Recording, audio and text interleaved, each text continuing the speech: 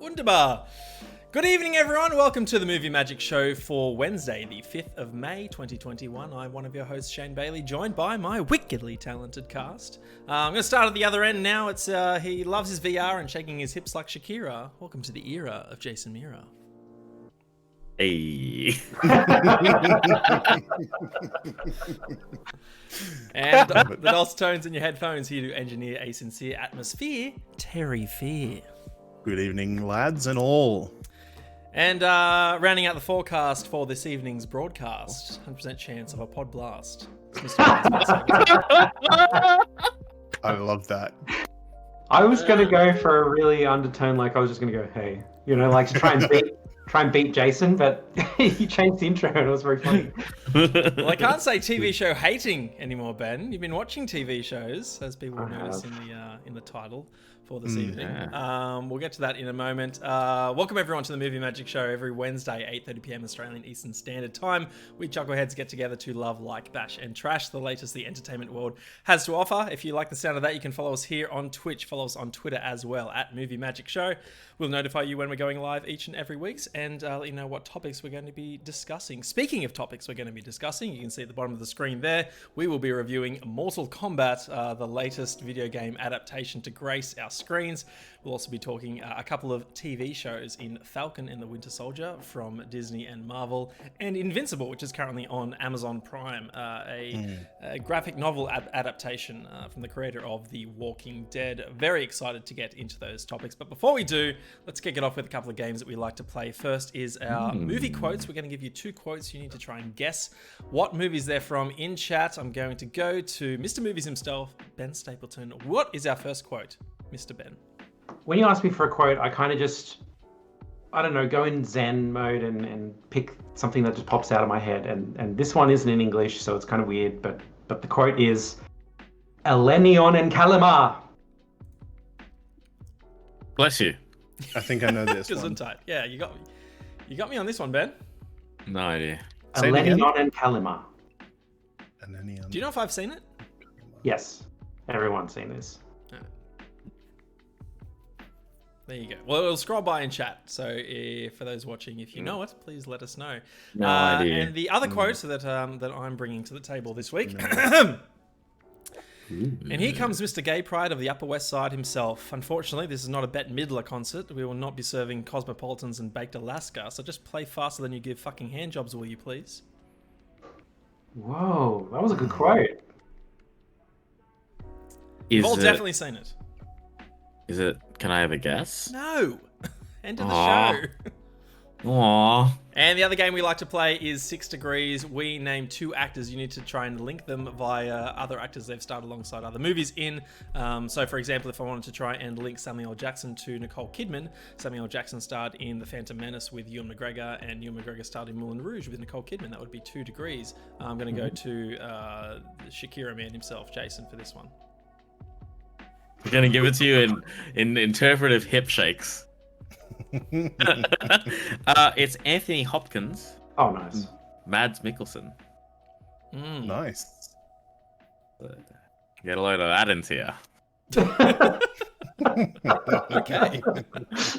Anyway, they'll scroll by in the ticker as well, guys. So let us know if you can link them in chat. We'll solve it together at the end of the show. Before we get to the end of the show, let's get to the start of the show with our first review. It is going to be of Mortal Kombat. It is the latest video game adaptation of the popular video game franchise. I'm going to go to IMDb and read out the synopsis. MMA fighter Cole Young seeks out Earth's greatest champions in order to stand against the enemies of Outworld in a high-stakes battle for the universe. It's directed by... not true. It's not what happens. Sorry, Shane, go on. Director is Simon McCoy. It's written by Greg Russo, Dave Callahan, and Oren Uziel. It stars... Here we go. Lewis Tan, Jessica McNamee, Josh Lawson, our Australia's very own. We have Joe Taslim, Mecard Brooks, Matilda Kimber, Laura Bent, and many, many others. I just want to see if there was any other notables that I might have missed. I think we covered most of them. Anyway, on IMDb, a rating of 6.2 out of 10, a Metascore of 44. Guess the Rotten Tomatoes, gents. What do we think? 70. Hang on. What were the other two? 44 and 6.2 71. and 44. 6.2 for audience, 44 for credits. For critics. 58. 30. 23. 54%. You're so close. Oh, it's close. Anyway, so yeah, latest video game adaptation. I think there was a considerable amount of hype for this one, based off the what I would describe as a not a strong trailer that I don't think anyone expected to be particularly strong.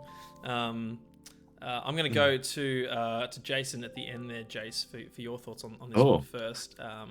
Firstly, Okay. are you a Mortal Kombat fan at all? I like myself Mortal Kombat. have no affiliation.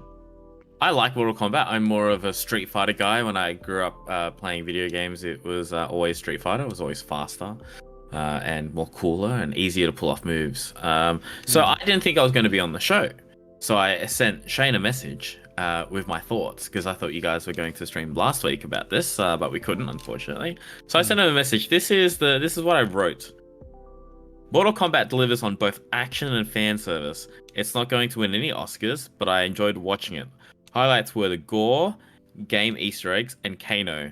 3 out of 5 thumbs up. So I liked it.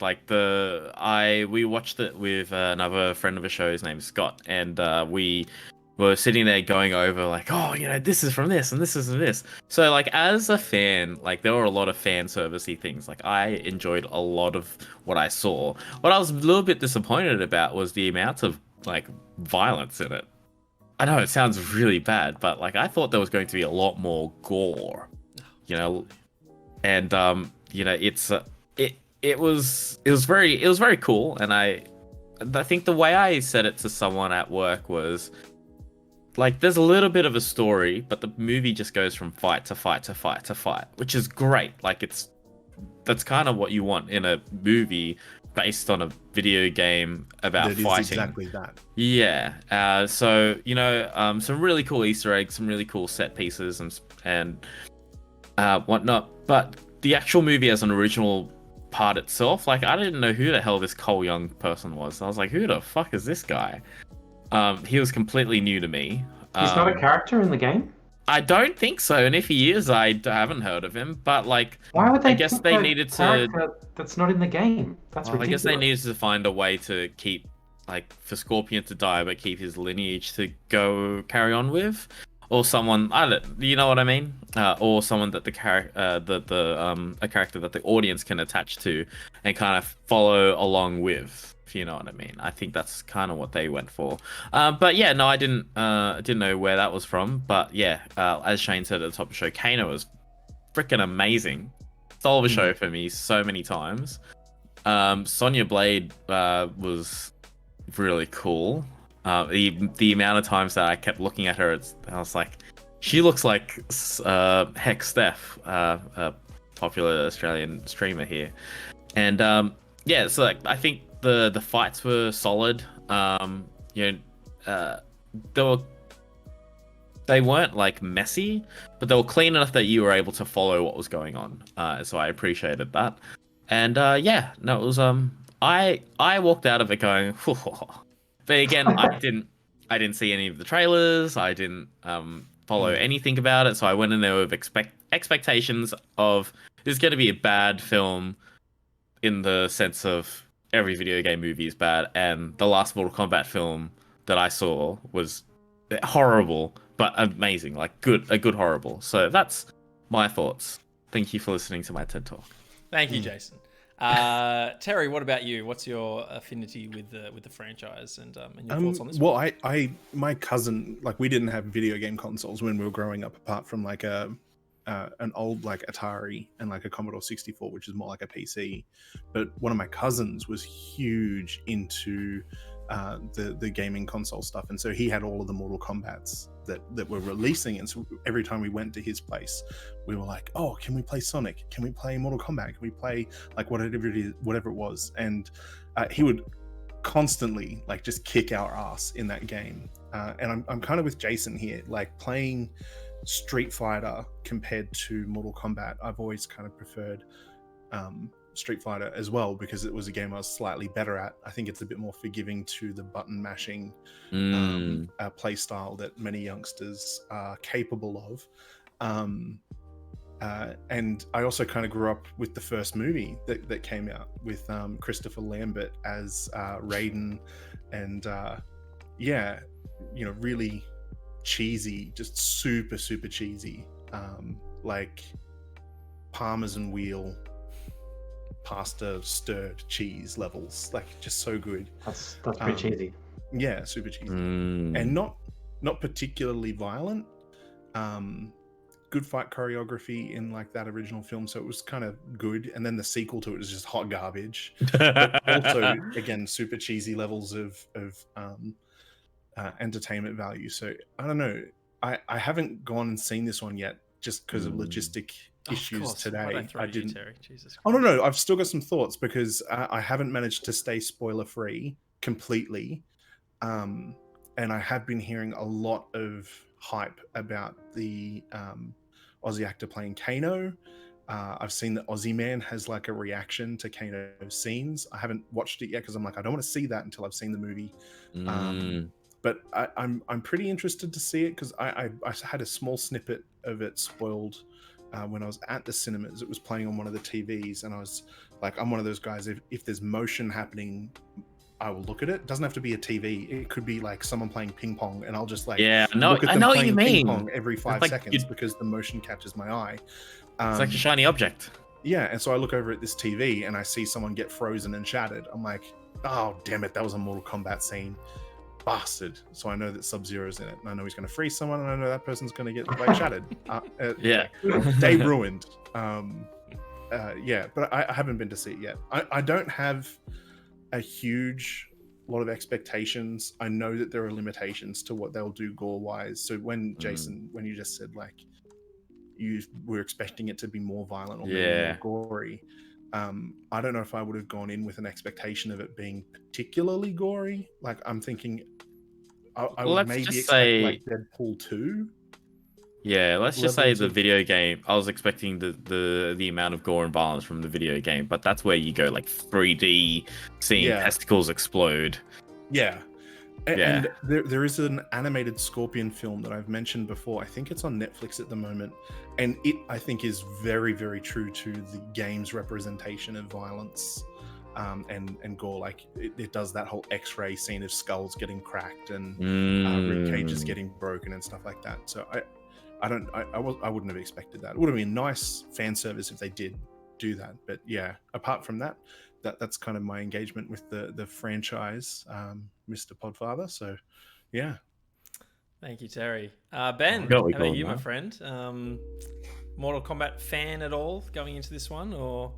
No, I could probably name like 2 or 3 Mortal Kombat characters, but I never played the games really. Never watched any of the movies before. I was very fresh. Very low expectations accordingly. Like I know what even though I don't know Mortal Kombat, I know what I'm going in for, you know. So I did enjoy it. I got Hey! It really helped to fully suppress the what reflex where anything plot related happens and you go like, what? Like that makes no sense. You know, when Sonya, what's her face, was describing the game, like what Mortal Kombat is, and that it actually is a thing that has a name instead of just the title of the film, as like, oh, there's this extra plane of existence with monsters, and they fight with us every now and then in a combat tournament, and the winner 10 times in a row gets to invade the other, and we've lost 9 times. And the tournament's coming up, so we need to get ready. And I'm just like, if I was watching a movie for reals, like a series, I would just be like, what the fuck did I just hear? That's the stupidest thing I ever heard. But you got to just suppress all of that stuff. Like Jason said, we're just in a vehicle to get us to some fights. Just yeah. It stinks in this car, but we'll be there soon. we're in the plot vehicle for Mortal Kombat. Nobody expected this car to smell nice at all, and it's about to fall off. Like the wheels are falling off, but it'll get us to the fights. Also, this isn't a real movie. There's only 2 acts. There's like a whole third act that's being built up all movie long, and you're like, oh boy, I can't wait for the thing, like the tournament or whatever, and all the fights to happen there, because we're getting all these cool fights all this way, and then the movie's just over. It's just like, well, we're done. And I'm like, but there was no, like, where's the third act? This is the end of the second act, and now something is supposed to happen to throw us into the tournament, but nothing happens. The movie just, the credits roll instead. And well, I mean, like, there is a ending. They try and wrap up the horrible plot, but they missed a whole act there right at the end before they wrapped up the plot. It was really weird. Like, really weird. I honestly was like, oh, it's over? That's so weird. That's so odd. I mean, like, runtime length, it was all right. Like, I think it was, I don't know, just shy of 2 hours, something like that. But yeah, it was legit a 2-act movie. I thought that was kind of weird. Everyone's mentioned the Kano thing. He is hilarious. The dude playing Kano, he's got some really funny one-liners. In fact, the funniest line was said to him from another character, trying to like convince him to join the team or whatever, and he says like, just pick your number, then double it again. What are you waiting for, pussy? Like, he's like, all right, I'll join. I love that. That was my favorite line, because again, like, it was in the plot building area, and I was just like, what are you doing? You're convincing him to help destroy the world, and then he is rich? That doesn't make any sense. Like, what's going on? I don't understand this at all. I've never understood Kano as a character in the Mortal Kombat franchise for exactly that reason. Because he's like, he's a human dude that fights for the bad side, that wants to invade Earth. And I'm like, maybe he's already there. Yeah, and I'm like, well, hang on, but what's the motive? Like, you have maybe a position of not pure anguish. Like, once all of humanity's enslaved, including you, probably everything will be great. What are you waiting for? It's like all of the squillions of dollars we've paid you become super relevant because everyone's going to continue the human currency. It's like, it's stupid. I've never understood it. Yeah, you just got to suppress the what part, and it's fine. Like, another one was characters are supposed to have like arcs, right? They're supposed to like have a drive and learn things and stuff. And the main character doesn't really go on any much. Oh, he now knows when to throw an uppercut. No, it's ridiculous. That fight was cool, by the way, with the guy with the arms. Goro. Yeah. He was a prince demon. Yeah. And that was a cool fight between him and the other dude. But okay, so I really don't feel bad spoilering things, and I don't really consider it like it's not like revealed later or anything. It's not a twist, but there's this powers thing. There's like these chosen fighters are supposed to have hidden and unlockable. Yeah, what do they call that again? Chi or echo, or they have just some word for it. Yeah. And let us know in chat what it was. Sometimes it makes sense because it like envelops something about that character, and all the other times it doesn't. It's just a random thing. Like, now I can shoot lasers out of my arms, or now. But they were trying to give us a arc with a payoff for the main guy, because his ability is like kind of like Black Panther, where it's like I can take a beating, and that's just absorbing something that I can give back to you later in an attack, right? And so they start him off as like an MMA fighter that just gets beaten up and has no defensible qualities, just like the Southpaw film with Jake Gyllenhaal. I haven't seen that one. And they're supposed to have tied that in with this idea that he like never quits, right? But the first thing he does in the start of the movie, in the first scene of the movie, is tap out and give up. And it didn't gel at all. Like, he didn't learn not to quit by anybody. It didn't really gel with his, like, that was just a complete miss from that. He sounds kind of like Onyx from Pokemon.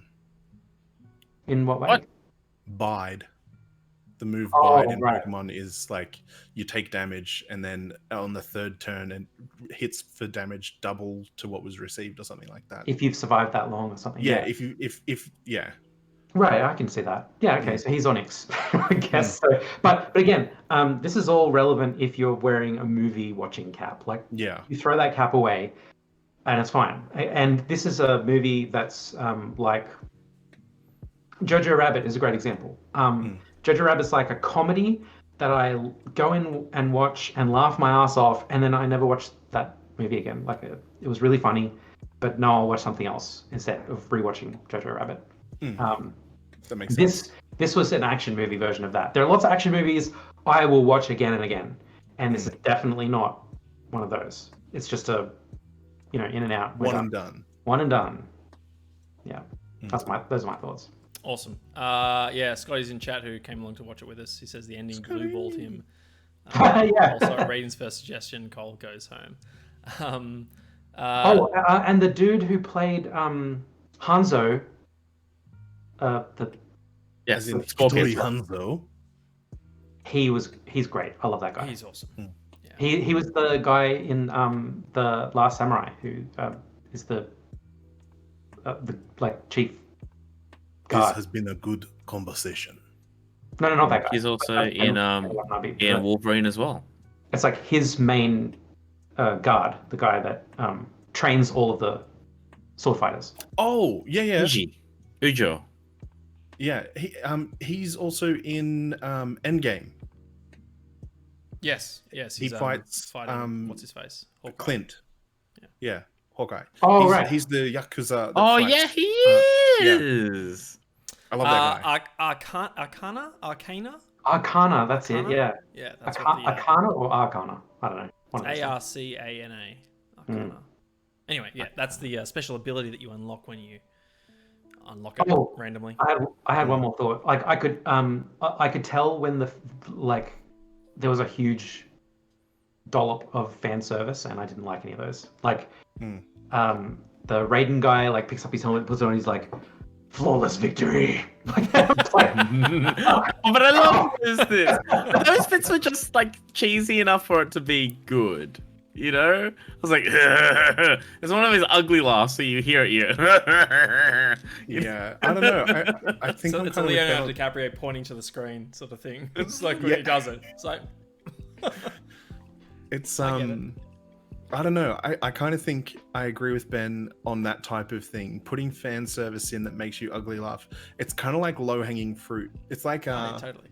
Yeah, well, if it's down from 2015 to the end of Trump's term, stand-up comedians would make a Donald Trump joke and it'd get laughs. I'm like sure, it might even be a little bit funny, and I will say that the funniest one is probably John Mulaney's one where he says he's like a horse in a hospital, but it's low hanging fruit and it doesn't tend to get a laugh out of me.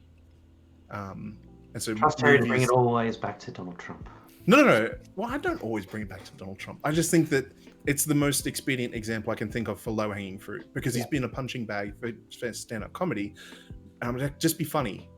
Right. Just be funny. Yeah. I think if it's just like that.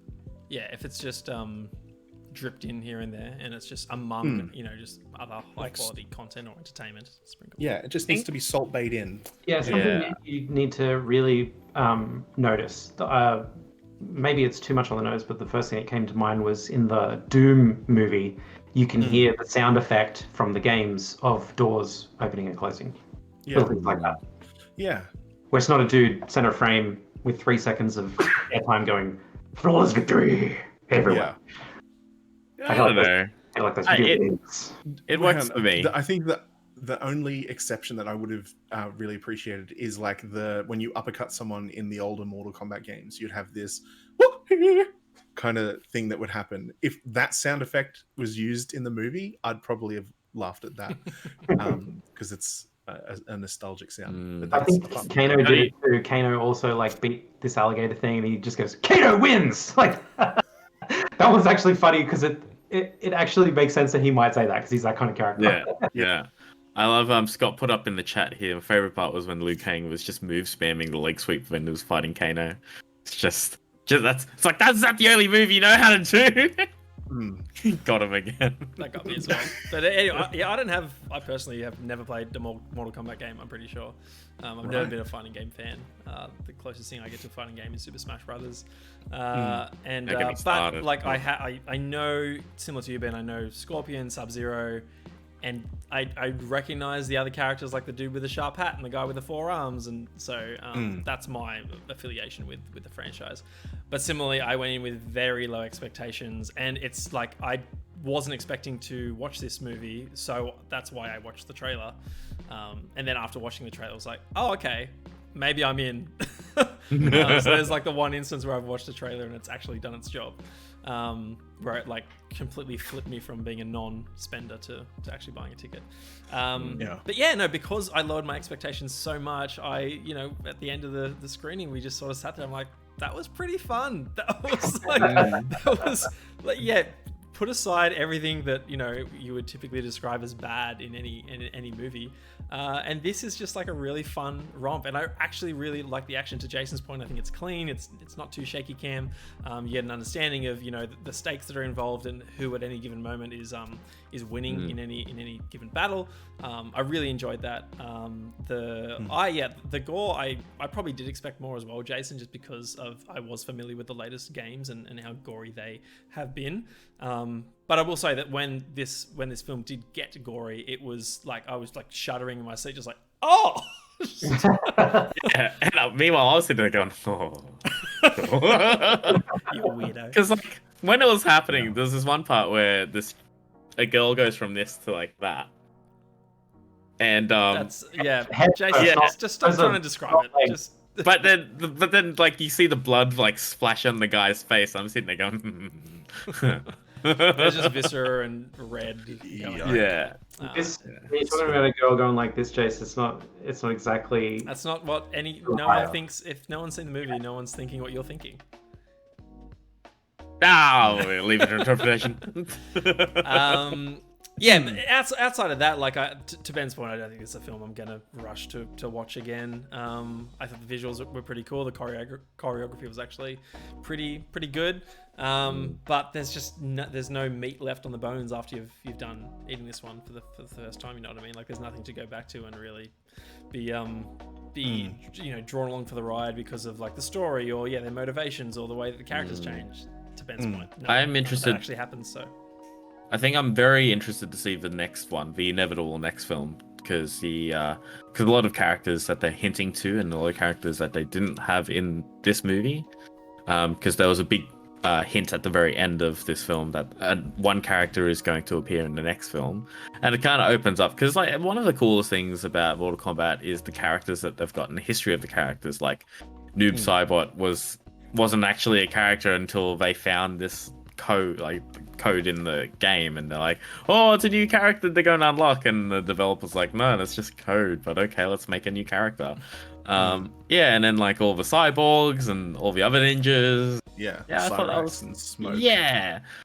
So it was really cool to see Reptile. I was very very very keen to see where this goes next. His name is Reptile. His name is Reptile. You've got Sub-Zero, Scorpion, Reptile. They're the those ninjas. names don't make any sense, by the way. It's like I'm a Chinese assassin, but now I'm called Sub-Zero. Because he freezes things. Out of all of them, he's the only one that actually makes sense. Reptiles kind of does too. And then the chameleon. His enemy is that Hanzo guy who It's Scorpion. Scorpion. Why is he called Scorpion? He has the stinger blade in his on the hand. Like the stinger. Can you improvise that? Come here, or get over here. Scorpions don't do that. That's not scorpions. Anyways, and how does he know English after being in hell for 600 years or whatever? That doesn't make any sense. I don't know, maybe there's a lot of English-speaking people in hell. Your logic hack back on you, Ben. You take that shit off, all right? Yeah. And put your blade hat on. That's it. Yeah. What I will say is, No laser just because eye. I want to make sure that that I want to get my compliments in as well. Josh Lawson is amazing, and he I think without Kano's character in it, I think this film would teeter on the edge of taking itself too seriously, whereas his character completely brings it back. And I was cacking myself at most of his lines, and I'm not joking. Like more than 50% of everything he said, I was laughing at. Yeah, you got a pen, write it down. Go fuck off. He is like me when I play D&D. It's like when they learned about this Arcana thing, and he's like, "We're gonna get to shoot fucking fireballs. We're gonna oh, when do I get to learn my cool shit? You know, all that kind of stuff." Yeah. That's it. He completely grounds it, right? And just like, here's an everyday dude who, in this given situation, would probably react to like this, just like you would. So, I like it. yeah. And the way that he earns his powers as well is actually really humorous. I love that instant change in his demeanor when he realizes he has powers as well. It's actually really humorous. But anyway, that's Mortal Kombat. It's out in cinemas right now, so go check it out if you wish. Before we get to our next review, we might have a quick round of movie act to go because I love it too much. That's good fun. Sorry. There is much to learn. Oh, right. Yes. No, I totally forgot that moment. Yeah, but that's probably All right, that's where he like puts his hand on his shoulder. Oh, fuck. You see, Terry, it's amazing. It's very subtle. It's really good. Anyway, movie act to go. This is the game where we try and stump one another on the film and actor knowledge that we each possess. We're going to go across. We'll better minimize IMDb there. There you go. Please do. I'm going to name an actor. Ben's going to have to name a film that actor stars in. Terry's going to have to name a different actor in that film, so on and so forth until we eliminate one another. We're left with a winner. I'm going to kick it off with Sebastian Stan. Ben. Oh yeah, he's the Winter Soldier guy. He's in Avengers Endgame.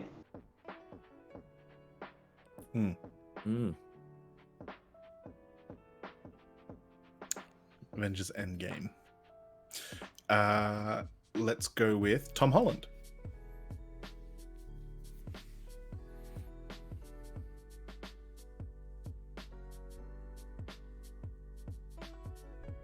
I love this dead air. Come on, Jace. Spider-Man. This is the first round. Homecoming. Homecoming. Michael Keaton. Oh, Keaton. I know. Sorry, Jason, I suspect. Batman. Oh, son of a bitch. Okay, so as in the original Batman, 1989. he was in that with Daryl Hannah. Daryl Hannah is in Kill Bill, Volume 1. Nice. Kill Bill Volume 1? Good movie. Tarantino. Yeah. Is Lucy Liu in that one? Correct. Yes. Volume 2. Charlie's Angels. I knew it. Charlie's Angels. Okay. As in the first one. Not Full Throttle. Half Throttle, first one. That movie doesn't who plays Bosley in the first one? It's the guy that died. I hope not. I hope not as well. Yeah. No, as in real life, the actor that plays him passed away. I'm pretty sure. Unless I'm thinking of the second one. I think you think. Let's just go with Cameron Diaz. Bill Murray plays Bosley in the first one. I thought he played Bosley in the second one because the dude died. Bernie Mac plays Bosley in the second one. Yeah. Yeah.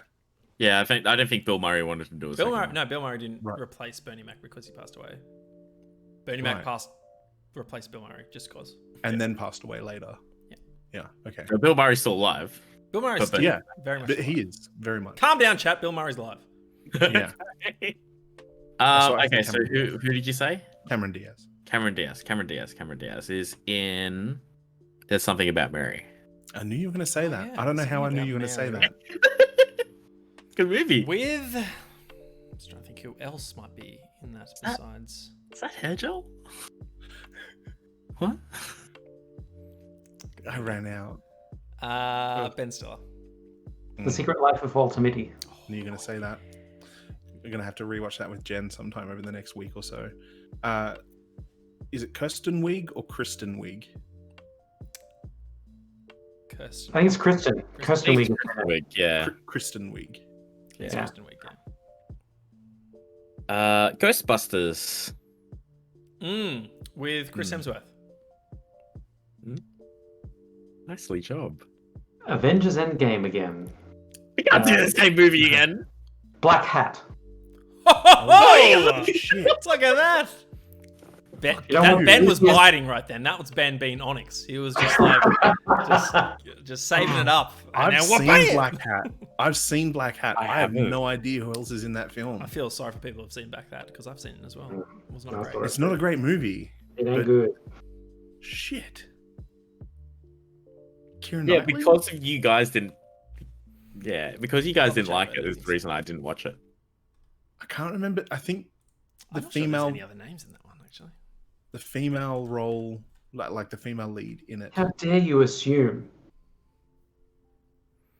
I don't think so.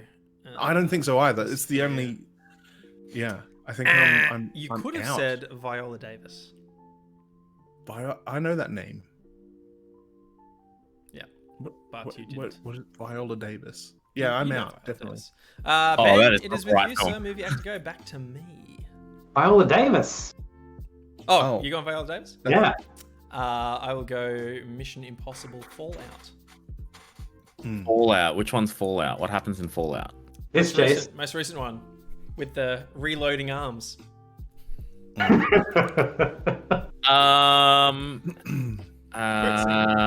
Henry's Cavill. Henry Cavill. The Man from Uncle. Oh yeah. Good movie. The Man from Uncle has Seen directed Alicia film? Vikander. Have Alicia Vikander in it? Yes. Yeah. Oh shit! Oh yes. Oh yeah, there she is. What a So you're woman. in the yellow outfit? Yes, yes, Yeah. exactly with the beehive. Yeah. What a movie. What a woman. Mm-hmm. Alicia Answer the Vikander. question, A Danish girl. What? What? Danish girl? Danish girl? Okay. Right. I can't remember if it was girl or woman, but let's just say girl. The Eddie, name. Eddie Redmayne. Eddie Redmayne. Eddie Redmayne. Redmayne. Eddie Redmayne is in The Trial of the Chicago 7. Oh, no. Ooh, also a good movie with Sacha Baron Cohen. Borat subsequent movie film. Oh, you've just totally screwed. Jace. Oh, maybe not. You're allowed to say people that are in it, but I was I'm about to say Rudy Giuliani? Yeah. Yeah, There you go. he's in it, There you go, Jace. Yeah. He's credited. and he's in other movies. Good luck. Giuliani? Is that his last name? Yeah, Yeah. Rudy Giuliani. Giuliani. He's in a really funny movie. Yes, On purpose? Yeah, Wow. Okay. He was as himself. Again, as himself. Right. I've Yeah. been watching a lot of Clark and Dorr recently. You know, the Australian comedy duo, John Clark and Brian Dorr. Mm. No? Oh, Ben, I'll have to send you that stuff. It's really good. And there was what it's a political satire, mainly Australian. And there's one skit, like 2-minute episode, where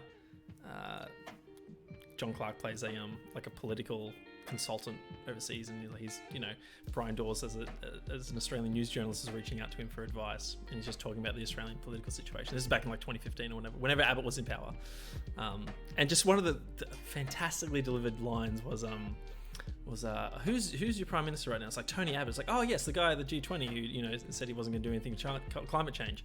It's like, that's him, that's our guy. It's like, he was elected, was he? He's like, yeah. He's like, good heavens. No, I've no idea. Seriously, you don't? No, Anger management. I don't fucking watch that movie.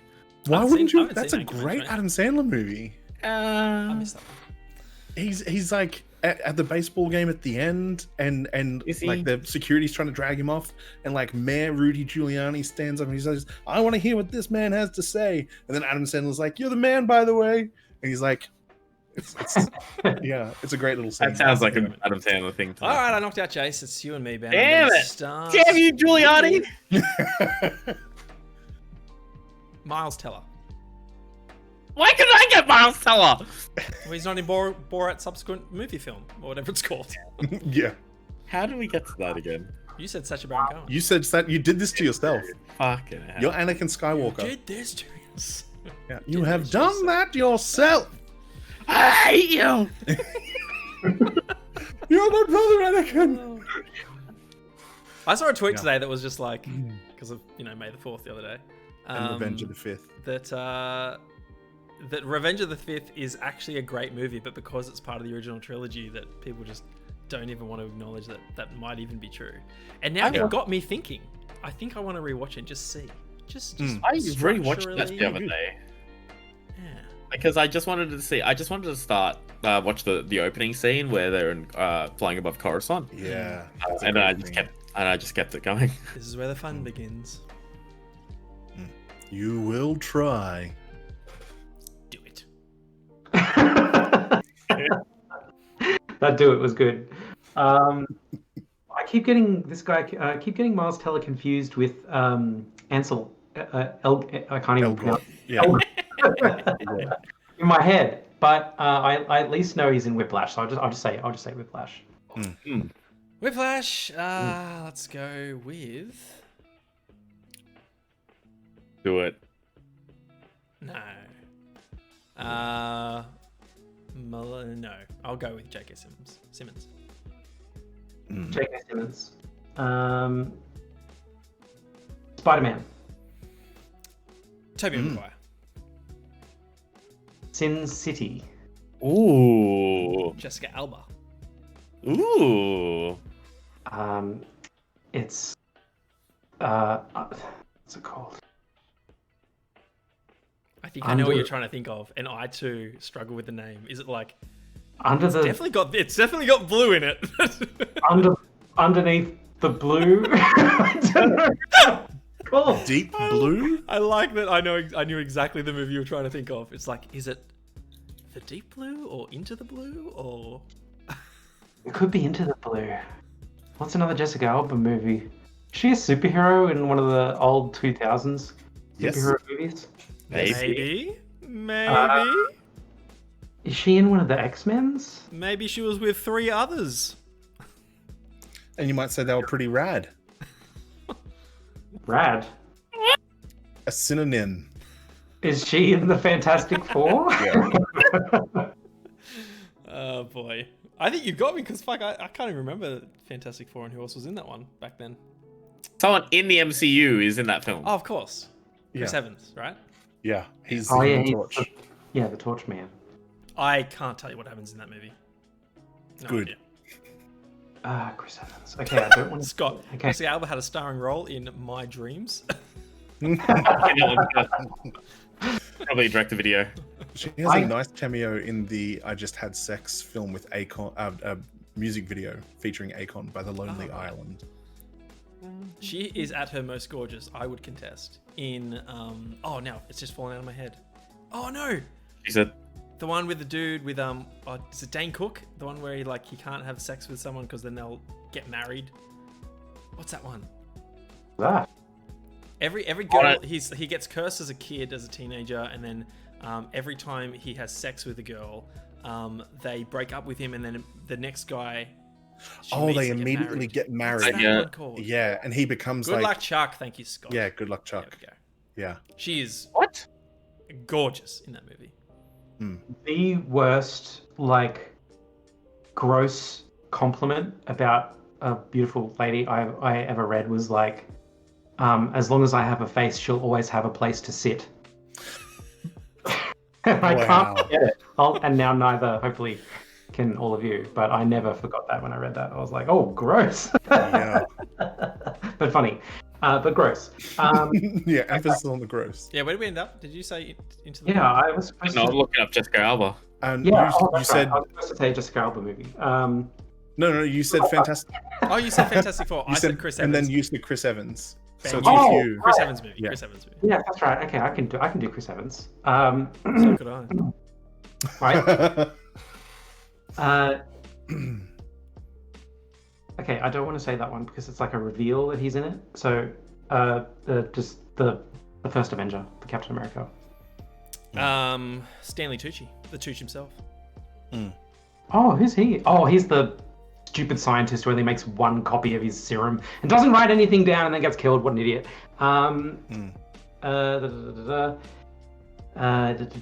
Okay. Okay. I love him in Ender's Game. Oh wait, that's not him. Are you thinking of?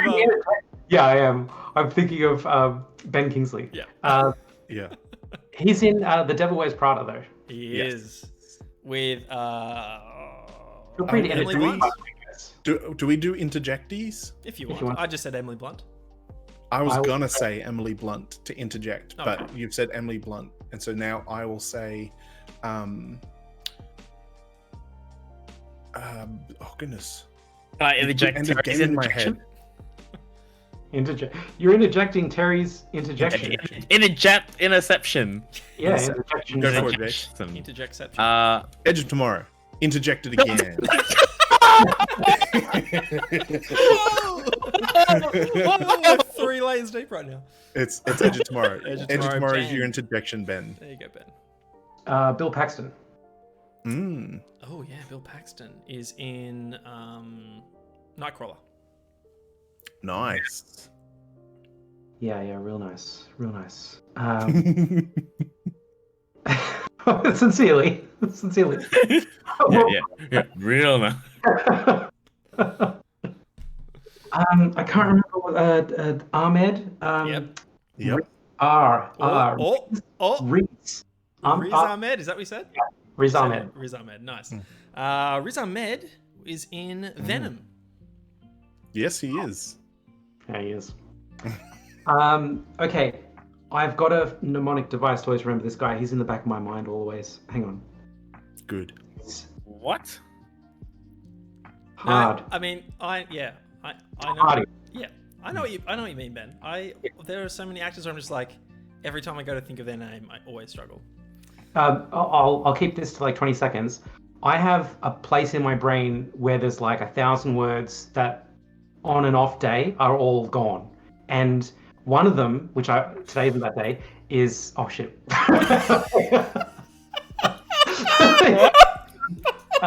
it's That was comedy gold. hang on. Just then. I had it just a second ago. It's the singer of Genesis, and there's a P. Phil Phil Collins. Yes, that's it. How do you not know who Phil Collins is? I do know who He Phil. knows who Phil Collins is. Yeah. Phil Collins is in a list of words and names with Tom Hardy that just go into a part Oh, okay. flushed away Yeah. until I have to. I feel you. Yeah, and I'm like, oh, what's that guy's name? The one that always stumps me is like Phoenix out of X-Men, Famke Janssen. She always just like I can see her face. Yeah. And I always struggle with her name. Oh, And the same with I always confuse Jeff Bridges and Jeffrey Goldblum. Rush. They're like those two. Where I'm just like Yeah. I know who each of them are. I can tell you what movies they've been in, but I'm always just like, who's Which who? name is which? Exactly. Yeah. Sorry, where were we? What did you say? Tom Hardy. Tom So Hardy. Tom Hardy. The fun flip side of all of this is like, if I think I'm having a sluggish day, I know that I need to think of the singer of Genesis, and if I can, I seem to be okay. But most of the time when I But you just have to stay away from Peter Gabriel. yeah, I have to not Peter Gabriel, but the drummer then singer. But yeah, so I'll do that. That's my exercise where I'm like, oh, what's his name? And like sometimes I can get it and sometimes I can't, and that's just it. Tom so Hardy. we're up to I Tom will Hardy. say The Revenant. I always say Donald Gleason, so I'm gonna say it again. Donald Nice, Gleason. Donald Gleason. Donald Gleason is in The Last Jedi. He's too. I keep forgetting he's in that. Which one was that one? That's the I'm gonna interject. middle one. Oh, okay. Harrison Ford.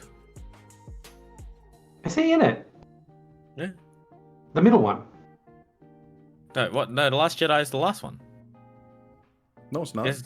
Rise of Skywalker is the last one.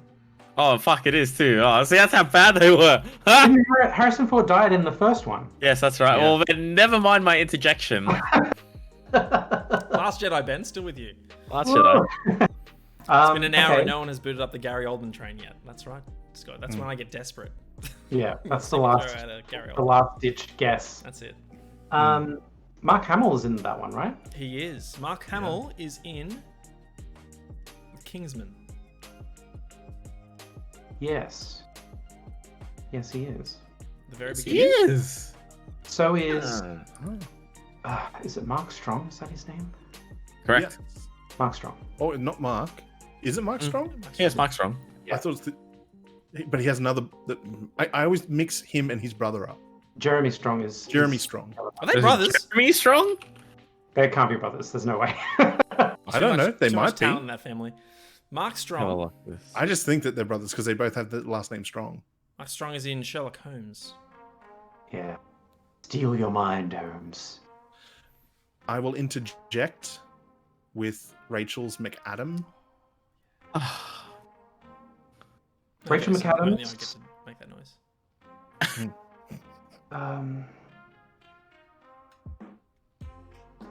About time. About Time has.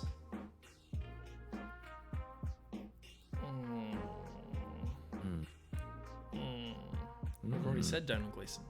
Yeah, so you can't say that one. About Time has. Can I interject I'm finally? trying to think of Cutler Beckett. Never mind. That actor's name. I don't know his name. Wish I did. I'll just say Bill Nye. Ooh, the boat that rocked. Is Oh, hang on. What's his name? I can see his face.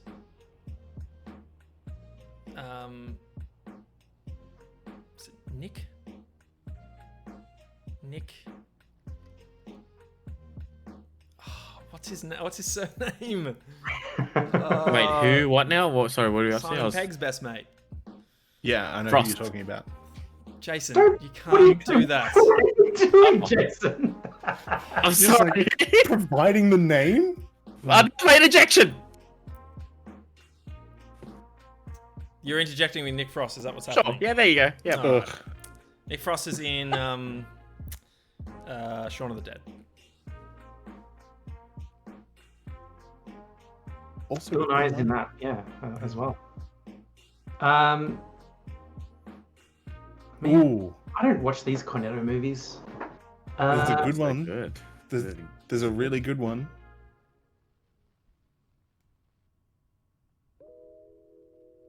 Have you not seen Shaun of the Dead? I have seen it a while ago. I haven't seen any other Cornetto trilogy movies. Is it a trilogy? They call it the Cornetto trilogy, yeah. Yeah, I haven't seen any others. What's his face? Guy, dude with the face. This is another one that I just I can't. Why can't I know that? I know. Of course, I know this guy's name. I will say, Shane did say his name. Oh, did he? Nick Frost's He best said- mate. Yeah. He said Nick Frost's best mate because they always star in the movies together. Right. Benji. Yes. That's the character's name. Yeah. And Scotty. Mm. How many more characters' names can I name before you let me get off the hook? Well, Terry, how about you interject with Simon Pegg, and then Ben has to name the Yeah. Simon Pegg movie. There you go. Simon Pegg is the guy's name. See what you've done, Jace. Thanks a lot, Jason. I Okay. don't know what's going on. Okay, Simon. Okay, I'll take Simon Pegg, which, yes, now I remember that.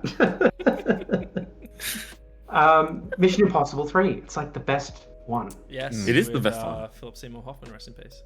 Oh, Yeah. Charlie Wilson's War. Aaron Brockovich, Julie Roberts.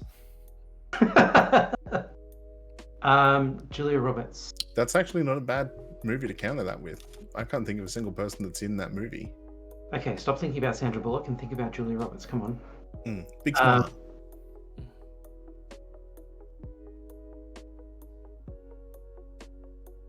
No. Oh, Pretty Woman.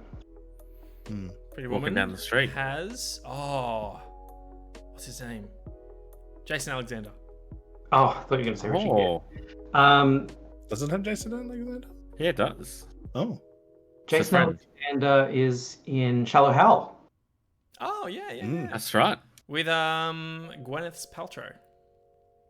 Goop herself. Mhm. Yeah. Shakespeare in Love. Oh no, I have not seen Shakespeare in Love. Oh well, Gary Oldman, of course. Oh, You know, there's a give me a chance. second, you might actually be in it. There's a chance. That would be super funny. Give me a second, I'm on it. I've not Go seen for it, Jace. It's You're gonna be Totally a quick on it. movie he would be in. He would be in that for sure. Give me a second. I have a full cast and crew. I swear to God, if he's in it, that'd be Control so F. funny. Gary. Oh, Gary. Gary. Oh, No, Gary. No. Oldman. No, Gary. No. Gary Oldman is not in there. You just said Gary Pledger. He's the supervising carpenter. Oh. He's not an actor. That's not you idiots. What are the big names in Shakespeare in Love? Jeffrey Rush. Just got talking about him. There you go. Yeah. The Australian Gary Oldman. The guy that plays Shakespeare is the dude who is. Yeah, in I'm trying to find his Enemy name. at the Where Gates. is it? Joseph Fiennes. What? Joseph? Joseph Fiennes? I don't know that name. Oh, you'll know. He's the propaganda guy in Enemy at the Gates. Yeah, he's the friend of the sniper, Yeah. Vasily Zaitsev. Anyway, Oh, that's a there you good go. movie. Congratulations, Ben. Well done. With a little help from my friends. That's it. Anyway, let's pivot now into our next review. It's going to be of Invincible. This is the animated adaptation of the Robert Kirkman graphic novel. Robert Kirkman is the creator of The Walking Dead. I'm going to go over to IMDb and read out the synopsis. Here we go. An adult animated series based on the Skybound/Image comic about a teenager whose father is the most powerful superhero on the planet. Creator and screenplay by Robert Kirkman. Showrunners seem to be Ryan Otley and Corey Walker. It stars Stephen Yeun, J.K. Simmons, and Sandra Oh, who most people would know from Grey's Anatomy. Just trying to think if there's... we also have some big names here. Walton Goggins, Gillian Jacobs, most famously from Community. Zachary Quinto. Yeah, who did Zachary Quinto voice? Robot. I've got it right Yeah, here. who's the voice of Robot? Clancy Brown plays Damien Darkblood. A whole heap of names. I noticed Mark there was Hamill's in it.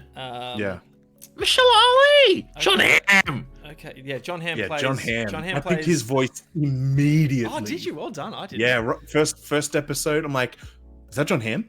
And because it's on Amazon Prime, you can pause it and get like little tidbits of course, information. yeah. And his face was right there. That is the only feature that is good about Amazon Prime. When Yeah. you can just pause the thing and it'll tell you everyone who's in the scene and what That's role they're cool. playing. Yeah, that's Yeah, Yeah. it is good. Anyway, the IMDb rating 8.9 on IMDb. No critic, no Metascore here as such, but I'll go over to the IMDb. Take a guess at the Rotten Tomatoes. Sorry. I'm gonna 90. go like high 80s, 87. 96. Jason. Oh, sorry, what? Never Rotten mind. Tomatoes, 98%.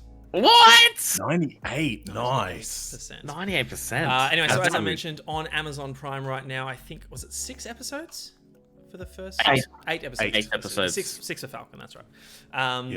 Yeah, so 8 episodes.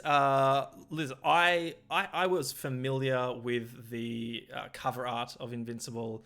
I had no idea what it was about other than probably this guy on the cover is probably Invincible. And man, I might jump in and say, holy cow, I really love this. I think, you know, when we were discussing it in the messenger group, you can certainly tell that it's you know, Western produced animated series, and I sort of compare it favorably to something like Avatar: Last Airbender and Korra, in the sense that we get some really fantastic characters, not just main characters, not just characters who you know, would be the most interesting because they have superpowers, but like so many of these characters who don't have superheroes, like in Korra and Avatar, are still really interesting and a joy to go along the ride with. And it's I'm never sad when a particular character is on screen or isn't on screen.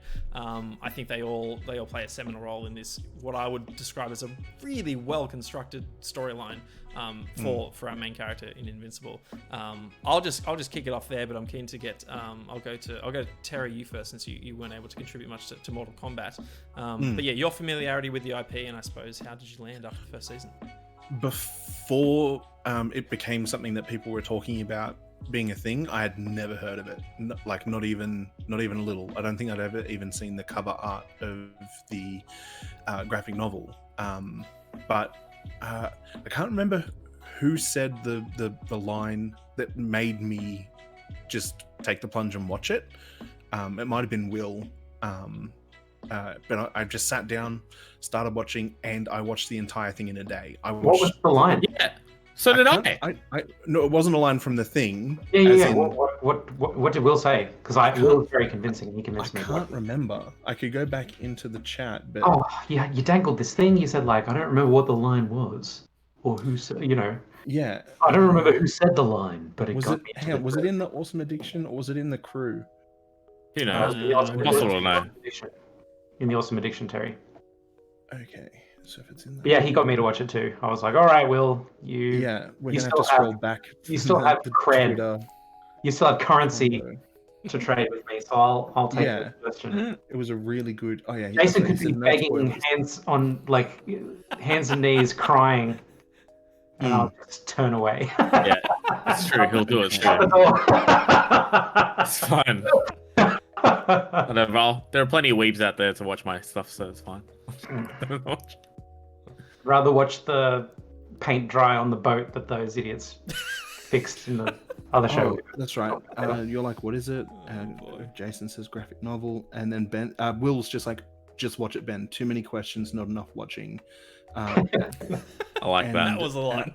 Okay, yeah, you got me. And it didn't have to be a particularly big thing, and I'm like, all right, so Will seems pretty enthused about it. He assumed a fem-dom power struggle relationship with me. He was the dom, and he was like, too many questions. Yeah, yeah, too many questions. And I'm like, I don't think it was the particular line so much as it was the fact that he was willing to make such a what are you doing talking to me? Just go and watch the thing. I'm like, all right, you know what? I have nothing to time at the moment, so I spooled it up and then could not stop watching. I did stop. Sorry, I stopped watching at the end of the first episode to say to everyone in the chat, just finished watching the first episode, and then I went straight back to watching it and didn't stop until I'd watched the entire thing. I really enjoyed this IP. I love how spoilery are we getting? Yeah, I was going to ask that. How much can we talk about it? Let's keep it pretty top line. Maybe we can dive in a bit later to spoilers. I like the way that the animation style. Thank God Will's not here, by the way. Yeah, no, he would have seen the last episode by now. He said no spoilers. No, Ben said. We asked Will to just do top line stuff. He's like, all right, at a top line when everyone dies at the end, great. You know? Right, I didn't know that about Will. Is that a spoiler? Right. So I like that the animation style. How do I describe this? They spend a little bit of time in really high detail animation, but then they don't like not every single frame is perfectly detailed. So like a comic book, when things get further away from the camera, the detail kind of drops, or further away from the front of the frame. And I feel like the animators did a really good job of kind of staying true to that graphic novel kind of thing. And so there's a few times where there's some action happening and the detail of the figures on the screen is really, really low. Like, not quite stick figure low, but just really sort of low res images. And I like that they were flexible with that. They didn't, it's not like they were cutting corners, but they didn't spend more effort than they needed to kind of get across what they wanted to from the scene. There was still nothing taken away from the scene with that low visual detail. There was still a really strong sense of like the physical power between these characters that are struggling on screen, like all these massive punches and these thwack sounds that are happening. So I think that the animators did a really, really good job. I like the character arc and the character development. I thought it was an interesting take on a superhero-filled world. I do find it kind of funny, and I would be interested to see if there were any, like, these superheroes are too close to existing IP to not be an infringement. Like, I would be interested to find out if there were any actual, like, yeah, we know we're getting close to your IP, so here, take some money, or here would like to apply to use something that's similar to your IP. I'd be interested to like learn if that was the thing, because the what were they called? Guardians of the Globe at the start. Yeah, the Guardians of the Globe, and I'm like, it's almost like Guardians of the Galaxy, but they're like a Justice League cross. Yeah. Marvel Avengers kind of thing. Like, you've got a character that's somewhere between Wonder Woman and Thor. You got a guy that is Batman. Yeah, a guy that you've got the Flash. Yeah. His name is Darkwing, and he looks just like Batman with the cowl, and he's got like gadgets, and he's like got a lair, and like it's Batman. I had fun actually going over all the. Just steal it. Just pluck it here, pluck it there. Join two characters together. Yeah, I love all that stuff. You got like Dark Blood. He's like Hellboy and Constantine. Yeah, exactly. Hellboy and Constantine mixed together. So I do like the characters that they used. I would be interested to see if there was anyone that was like, hey, that's my character. But that's more of like from a trivia knowledge kind of perspective. What else can I say that isn't spoilery? I love the transition between the episodes as things are unfolding. The logo that pops up that says Invincible, it's the same logo, and there's this progression of like blood splatters that build up on this logo between episodes. I really thought that was quite clever. That's just like a small little thing, but I think that it was really nice, because I think that's about the voice actors are great. I loved hearing Morty's voice, including his Belch, the guy that voices Morty from Rick and Morty. I don't know what his name is. Yeah, he plays. He plays the college frat guy. Comes out of the bushes and approaches the pretty lady. Episode. It's either the 5th or the 6th episode. I had the exact reaction that you said you had for John Hamm, for Justin Roiland. Like, he just popped out and he's like, "How do I do that?" I'm like, "That's Justin Roiland." Yeah, that's him. And then he does like a Belch talk where it's just like he's doing Rick, but it's just Rick without the old man part. Yeah, it's a Rick Belch without the Rick voice. So yeah, it was really nice hearing a lot of familiar voices throughout. I could not. Like, I love J.K. Simmons' voice. Like, I love it. It's such a good voice, and his voice as Omni-Man is spot on. And like, when he takes on a lecturing tone, and it gives me Whiplash vibes. It's like when he's like impassioned talking to Miles Teller's character, whose name escapes me, Neiman. I almost said Newman, but I'm like, no, that's Seinfeld, Terry. Neiman. And I'm like, I get kind of flashbacks to that kind of thing, and also some of it when he's in Spider-Man and he's like yelling and that angry editor kind of thing. I don't know. yeah, without spoiling things, I think that's as much as I can do. I really love it. I think that it's very, very well done. Nice. Ben, I'll go to you Nicely next. done. Famous for hating this medium, but you took the plunge on a TV show. And what did you think of Invincible? The first episode is like the best. The first episode is the best episode. Mm. And then the first episode ends.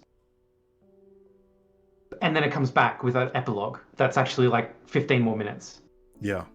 And the 15-minute epilogue is the best 15 minutes in the show. It's so fun because it like gives you these backstories of all the Guardians of the Globe.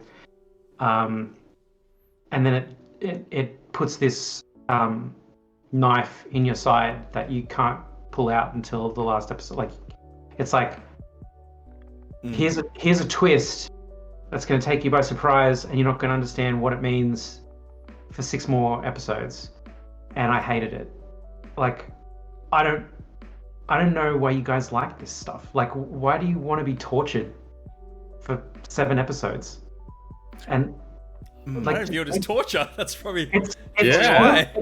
every episode is a cliffhanger. Nothing gets resolved. Everything escalates for like 3.5 hours of watching until you get to the final episode, and then you kind of get a bit of a release to understand what on earth is going on. But still, like, the season is over and nothing is resolved, and I am so angry. Like, it got me so hard. That first episode, I loved it so much. Like, I was like, these guys are right. Like, I'm so in, and I'm like, I can't wait to find out what that was all about. In the second episode, it's like, no, we're just going to ignore it. For the second episode, and then we're going to kind of reference it in the third episode, but not answer anything. And then we're going to kind of reference it again in the fourth, and the plot is going to thicken, but we're not going to get your climax in the fourth. And like, I never get what I wanted from it, you know. Apart from that, I don't love animating in 2s. I wish they would, like, if you're going to show, a show in 24 frames, draw all the frames. You know, this is an action animation. It's slow. It looks slow, but I loved everything else. Like, I love the Rick and Morty aspects. I love the throwbacks, although sometimes they were really too obvious. Like, they have like the missing sign, and then they like zoom in on like the missing people, and it's like, what's gonna happen? It's like, I saw it in the background. Before, you didn't need to do that. Like, they dumb it down, like a Rick and Morty episode that's dumbed down. Like, in Rick and Morty, it's like, if you miss like 3 seconds, you're gonna see a guy for like 10 frames that you're not gonna see again, and it's like a throwback to something. So they do that, but they put it dead center of frame, and they make sure that you notice it and that kind of thing.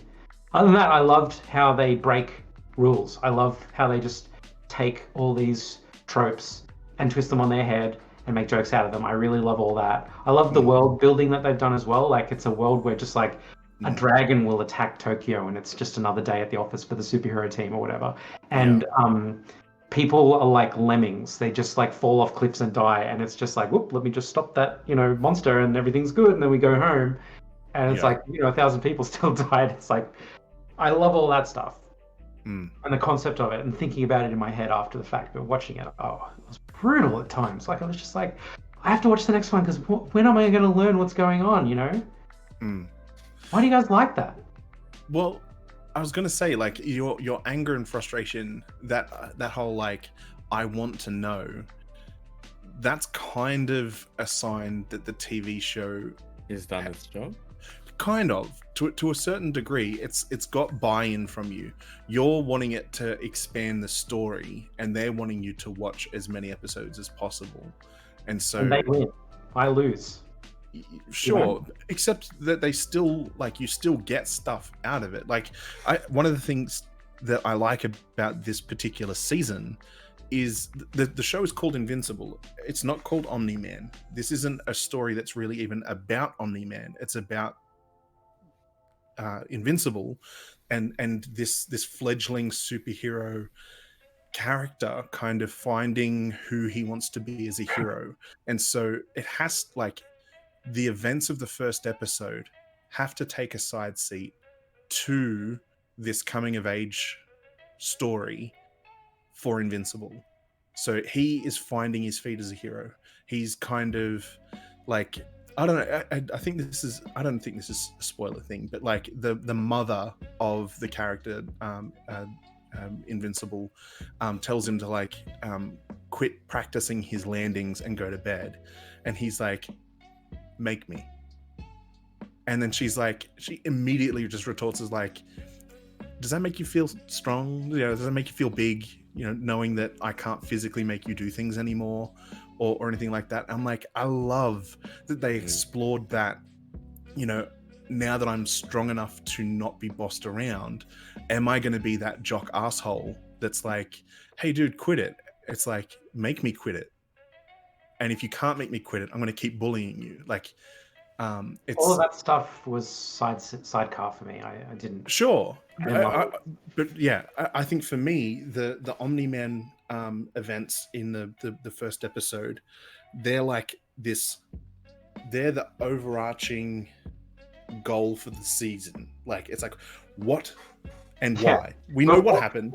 Like, Terry, why? what you're describing is the first scene of the second Guardians of the Galaxy movie, where there's that big fight going on with that humongous monster, and we're just focused on Groot just like dancing around and stuff, and like moving about, and you're just like, but I want to sit, like, it's funny for like the opening credits of the film, but for a 8 episode long TV show, I wanted to see the background stuff a little bit more, you know, like the interesting stuff going on that I'm allowed to see. I wanted to see more of that stuff. That's kind of like the best way I could put it. Another couple of thoughts that I had about it, though, like things, I'm going to get on the positive train, things I loved. Playing catch as like super strong men, like the not even how that scene, sorry, who people haven't seen it yet, happens, but the first frame of that scene, like you go to these guys and you see the glove and you see you know, they're out in the backyard playing catch, but they're facing away from each other. Immediately I was like, that is so good. Like, immediately I was like, that is the smartest thing this show's done so far. That, and there was one line that only makes sense after you've watched it, so it doesn't really count as a spoiler. I think I already told you, Terry. It's where Omni-Man says, you guys don't seem to understand. Earth isn't yours to conquer. And I was like, that's such a brilliant, that's so good. Yeah, it's a great line. Love and that. that's a great scene. Yeah, that scene is brilliant. That's more of the Rick and Morty stuff. Like, look at the like. Okay, this is the greatness of this show. It does the thing that animes get to attempt really cheaply, and that is a real deep dive into science fiction. Like, you can really cheaply explore like the craziest ideas that you want to. Try and do that in, like, you know, a Hollywood feature film, and it's going to cost you $500 million. Yeah. But just, you know, have the idea, and it's as cheap as any other animation that you can come up with is. Not just that, but it's like, it's billions of dollars or tens of millions of dollars and like 40 minutes of on-screen exposition to explore this concept that animation or anime get to do, like you said, cheaply and relatively quickly. So they get to do all kinds of crazy stuff with like time and portals and teleporting and demonology and all of this stuff. It's so cool. Like, the science fiction of it is so cool, and it's all to do with the world building in general. It's just awesome, and it's funny. Like, the crazy badass alien who's just like a bureaucrat. Like, he's kind of a census taker kind of thing. Like, he's just coming to check on. I love that, voiced by Seth Rogen. Seth Rogen, yeah. Alan the alien. Alan the alien, yeah, right. Anyway, those are my thoughts. It was a struggle. The blood on the title card was me. That's how I felt. Mr. Miro, what about you? Invincible, give us your thoughts. This is, what's the episode? What's the expression? Horse broke the camel's back? The straw. The straw? The Yeah, straw that that one. broke the camel's back. You guys were just like, I've been wanting to watch things that have been on Amazon Prime for so long, and I'm like, Jeff Bezos has too much money as it is. He doesn't need, like, if he gave $1 million to every person in the world, he'd still be a billionaire. I think that's how it works. No, No, I don't think so. That's how No. money works, right? That's how maths works. Anyway, he doesn't have that much. I was like, you know what? Screw it. As a 30-day free trial. So I watched the first episode, and I'm like, fuck, that was a really good episode. And I kept watching, and then like 12:30 that night, I'm like, that's the end of the episode. That's the end of the season. I messaged you guys the last line of the season to let you guys know that I'd watched it all. I just binged it. I just sat there and I just watched it. I was just like, sitting there, and I'm like hanging up laundry, just like watching it. It's really, really cool. Dude. I will admit, there was an episode that the Corridor crew did. It was animators react, and they reacted to that. They reacted to a scene in Invincible, and then the rest of the episode was Legend of Korra and Avatar: The Last Airbender, just comparing the two animation styles. So I saw that scene. But I've heard a little bit about Invincible for a while, and then I know that the Kind of Funny crew was talking about Invincible because they had an interview with Robert Kirkman, the creator. I wasn't expecting it. How cool of a fleshed out universe it was. Because it was a fresh, cool take on superheroes. Like Omni-Man as the superhero, the Superman character is kind of it was really, really cool for like me as a general audience to kind of attach myself to as a kind of like was an anchor point for me to familiarize everything else. But yeah, like Terry said, this is all about Invincible himself, about Mark Grayson, which Grayson, by the way, awesome last name. As a throwback to Batman and the Flying Graysons. It was really cool to see, what is it like to grow up as with someone with super powers, and what it's like to balance. It's kind of like one of the reasons why I like Spider-Man. Spider-Man was the every person's superhero. He also was fighting crime and saving the city, as well as paying rent and doing school assignments and all that kind of stuff as well. So it was really cool to watch him do that kind of stuff. I thought the animation style being similar to like Saturday morning cartoons was really cool. It was a really cool idea with like mature themes. Because not only you don't really see that animation style with like combined with viscera and blood. Oh man, some of the scenes in there, and like to just showcase how powerful Omni-Man is. It's just like something simple as like pushing someone against a kitchen bench, and just you guys know what I'm talking about, right? Just I know. Last episode. Last episode.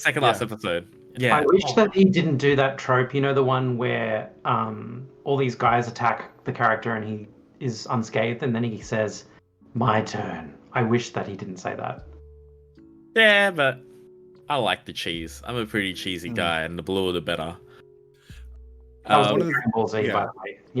He's just like floating there, and he gets like shot with all these lasers, and there's a big puff of smoke, and they're like, "Okay, hold fire," and then he's like, "Fine." Yeah. I immediately thought of Evangelion when that happened as well. It's like you're covering up over your own. Anyway, I thought it was really cool, and I binged it all in one go. I think in between episodes is when I got my bowl of cereal and I filled it up with my Cocoa Pops and just like.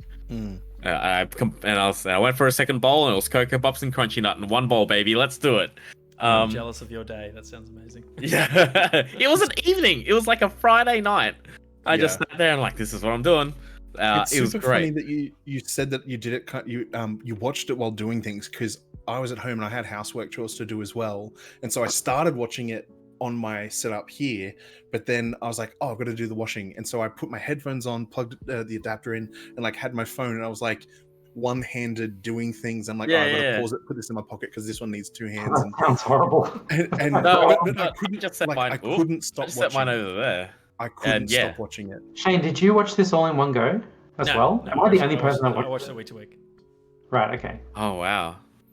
Hi, Dragazir. Thanks for joining. I suppose I'll get to my thoughts now. First and foremost, first episode, yeah, loved it, but I knew it was rated R18, and then as we were getting towards the end, I was like, I wonder why this show's rated R18. And then the last 5 minutes happened. I'm like, oh my god. Yeah. It was, And that was the scene. Parents, by the way, I showed my parents the first episode. Yeah. And my mum loved the part up until the R18 part, and then she didn't enjoy that shit at all. And my dad notoriously does not do animation. He's like, it's a cartoon. Cartoons are for children, and he asked to watch the second episode. Wow, very nice. Yeah, had an impact. Yeah, I suppose I'm just wondering how much I want to get into spoilers. It is, not too far removed from the end of the show. So, do you guys have a favorite actor, like a favorite voice over other than Terry, who's J.K. Simmons? I really liked Walton Goggins, as Cecil. Yeah, Walton Goggins. I didn't even know that was him. I didn't know that was Cecil. Yeah. Just a really cool character and just more subdued than Walton's typical roles, I'd say. So I like how he got to flex that a bit. Cecil was my favorite character for sure, but I love Jason Mantzoukas. Oh yes, voice acting. He's Felix. Is it Felix or Alex? No, Rex. Rex. Rex. Explode. He played Rex Explode. He is very funny. He's the best. He's a great To your point, voice. Ben, around, we were talking about voice acting the other day, like when you're in the recording booth and you see them, they're going 110% to get that energy across. Yeah. Man, I would love to see footage of him in the recording booth. Of him? Yeah. Insane. He's 11 all the time. He's like line of his is like when he's trying to compliment Invincible, and he says like, "I take back everything I ever said about you, and I said a lot." Yeah. I'm looking at a lot of the voice actors, and I'm like, oh my god, Gillian Jacobs was in that. Oh my god, like Mahershala Ali was in that. John Hamm, Seth Rogen, holy shit! Like all of these people are really in it. So and I saw, and I was looking at the executive producers as well, and Seth Rogen was there as well. As well as the other guy, he's offsider. The other, he's not important, but yeah, I was like, oh. To your point, Ben, though, like Evan Goldman, that's his name. To push back on what you mentioned earlier about just why do we like that? Why do we like the fruit dangling that the last 8 episodes? Terry and Jason have no claim in this argument. They sit down and binge the whole thing. They have no, that is not. But you know what I'm saying? Like I watched it episode by episode, like one day, and then I just couldn't take it anymore. By the end, I watched the last 3 episodes all in one go. But what I'm saying is, you guys couldn't just watch one, and then watch the other one the next night. You watch movies, and you watch one movie, and then the next night you watch the sequel. If I was on board with the series from the get-go, I'd be watching it week to week, and I would have been keen to see it because I'm like, I have to know.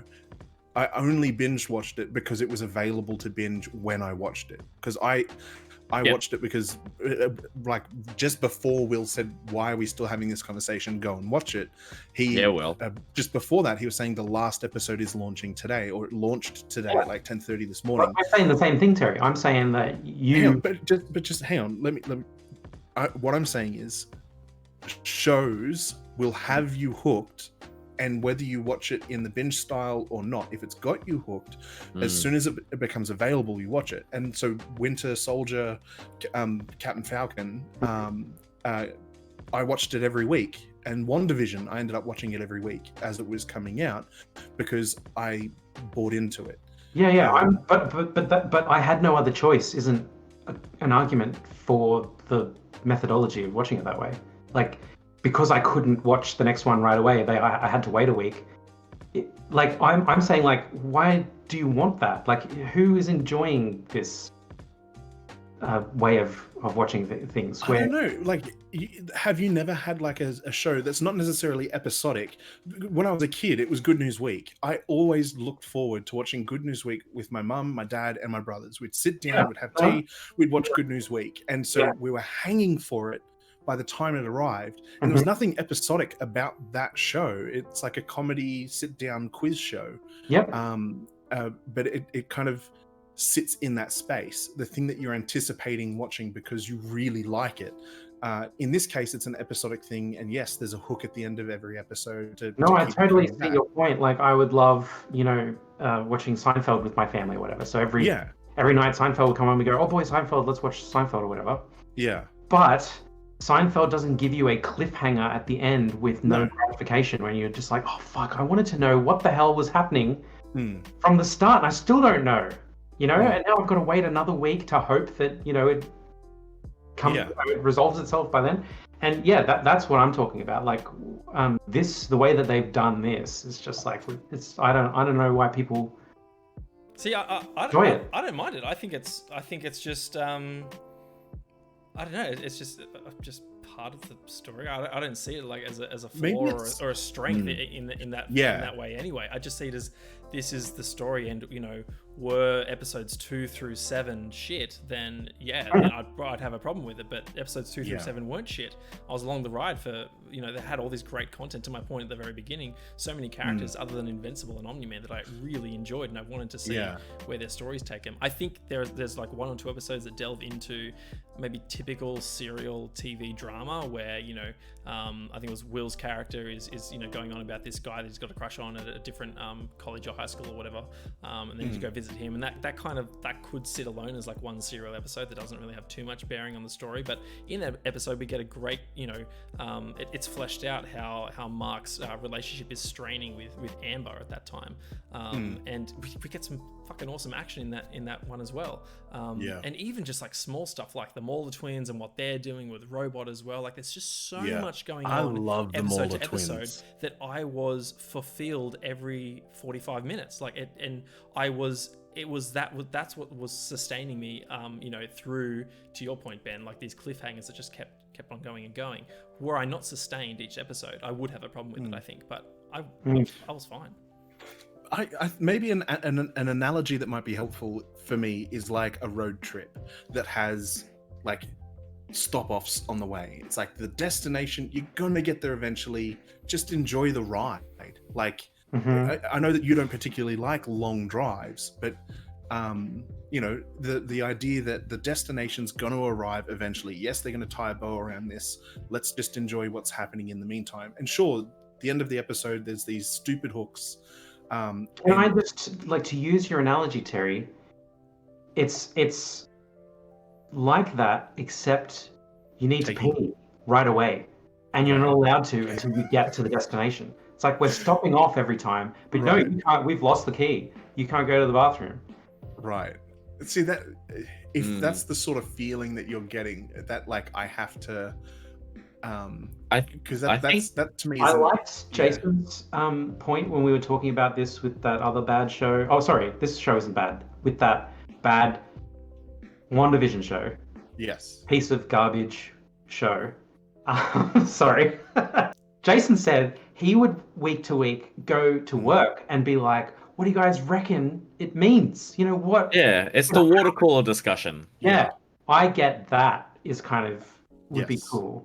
Like if we were back in the car ride thing, everyone's talking about how much they want to pee or something. I don't know.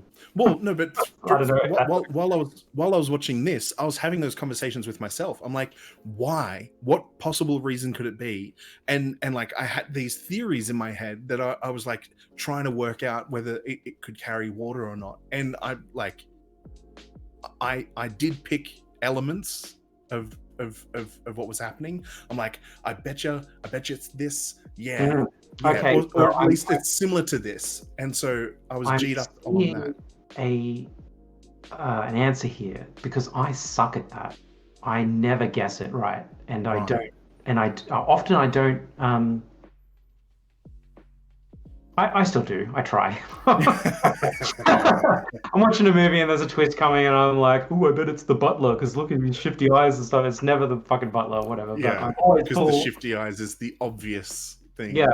The obvious red herring. Yeah, I don't know what it is. Honestly, I don't know what it is. But I was, I'm in it for the long game. Like, I'm here for the final result, and I can't see the forest for the trees while the episodes are going, and then it just keeps teasing you, and I'm like, oh man, I don't like edging like this. I just want give me my climax. Give me my O face. And then the biggest kick in the bladder was that the season wrapped only a little bit up, and like the last piece of the season was like a trailer for what might come in the coming seasons or whatever. Like not really what will come, but it's just like, meanwhile, in the meantime, such and such is up to that. This guy could be doing all kinds of crazy things. You'll never know. And I'm like, I want to know. Yeah, I'd like to know. Could you please tell me? Why are you doing this? It's like Dad closes the book halfway through, and he's like, "You'll have to wait until you know." I saw Doesn't that make you want to go watch it? Sorry, I didn't hear any of that. You go, Jace? Or doesn't that make you want to find out what happens next? And sit there and see that, what's come to fruition? It's like looking at the menu. You've seen the pictures on the menu. Like, now I want to eat that. Do you not want to eat that? I get Ben's point. I do get Ben's point. That movies don't do this shit? Like... Yeah. Unless... Mortal Kombat just did it! No, it didn't. I don't think that's the same kind of thing. That's not... Yeah.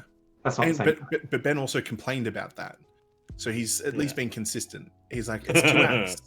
And they heavily tease that there's going to be a sequel. He didn't say that as a good thing.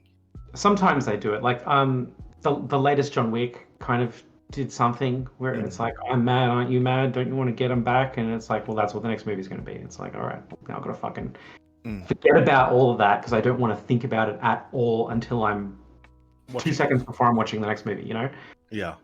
But with the Invincible show, it's like, no, I can't stop thinking about it, because the next episode is right there. I just have to find time tomorrow night to watch it. And the whole time I'm just like, oh man, when am I going to finish it? Anyway, maybe I'm weird. Everyone else likes this stuff. I didn't love it. I wish it was more like a movie where there's an ending. I really enjoy like the unraveling of the mystery, right? Like you see characters grow into this thing, and like you follow their journey and like how they're piecing it together, how they're feeling about the whole thing.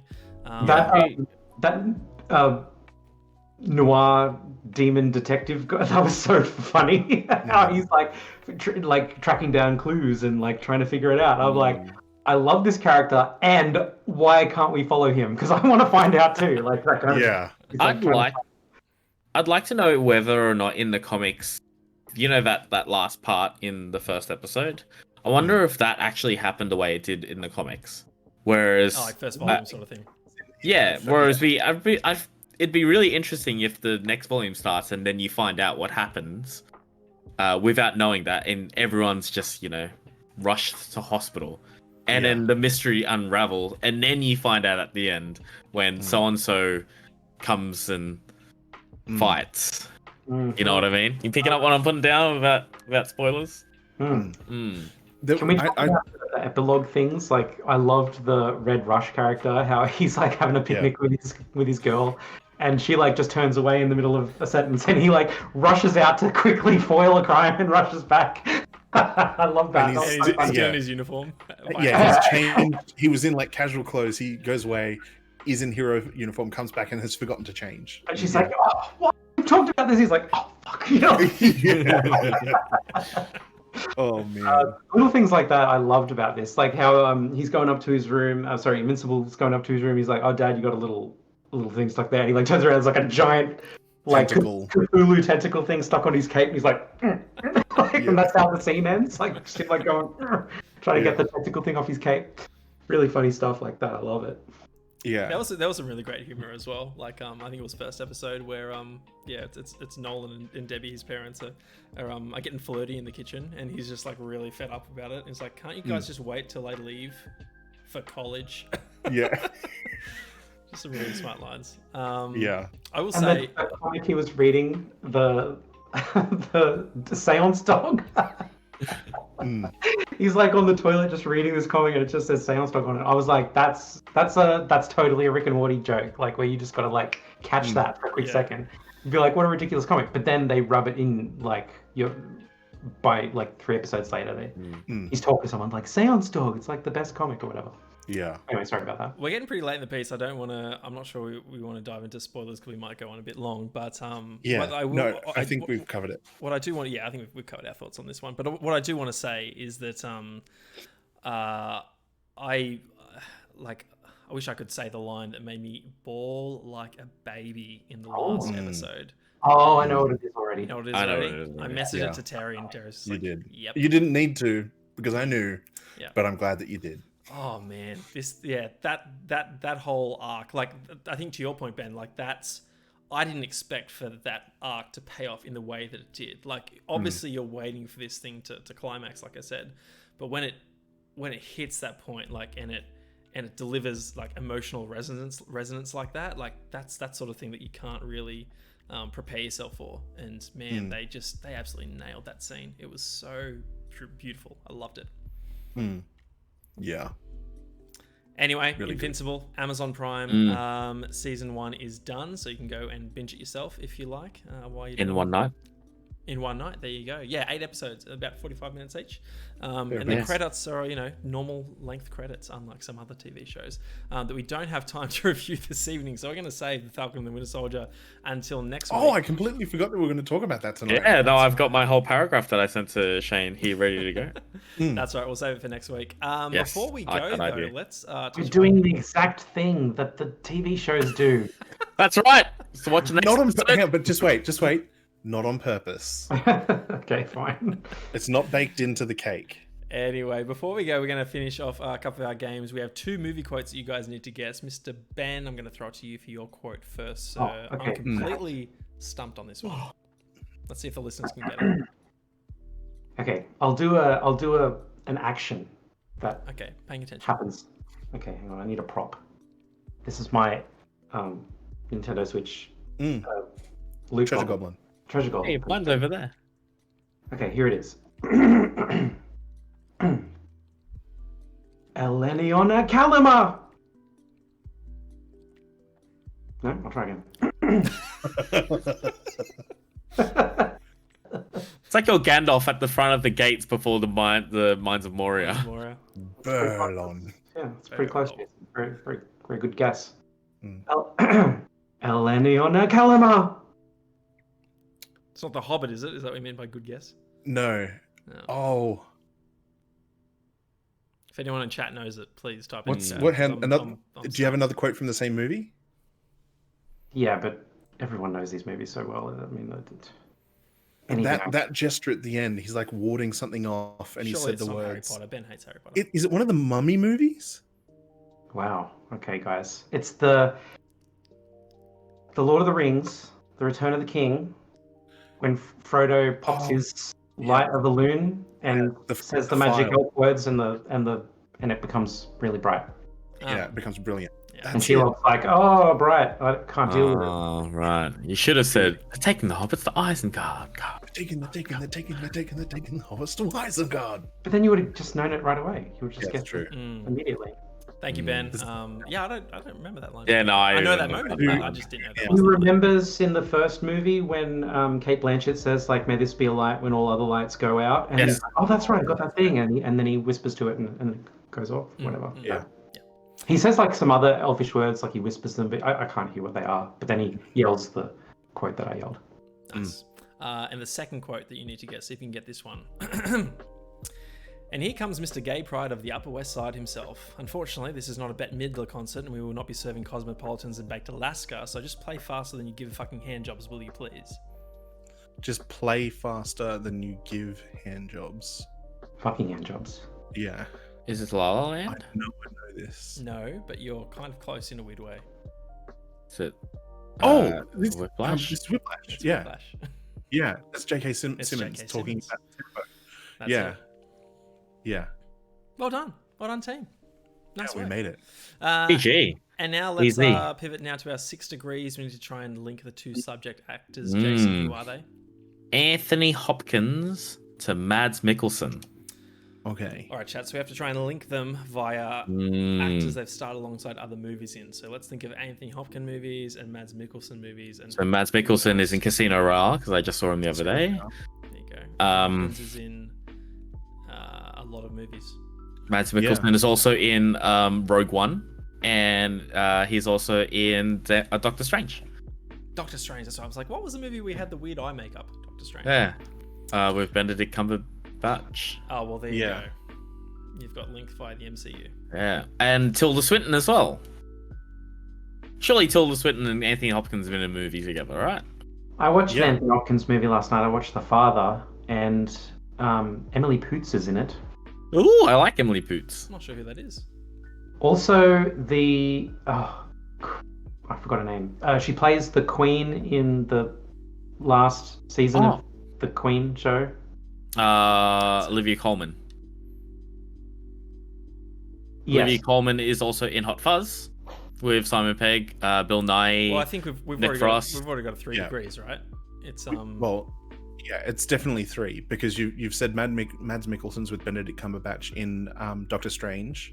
Then you've got Doctor Strange in one of the 2 Infinity Wars with. Actually, no, shorter than that. It's Benedict Cumberbatch in Thor Ragnarok with Anthony Hopkins. Hang on, is he in Thor Ragnarok? Oh yeah, Yeah. That's where he's got the drink. Goes, oh fuck. Yeah. Oh shit. Yeah. Oh yeah. Oh shit.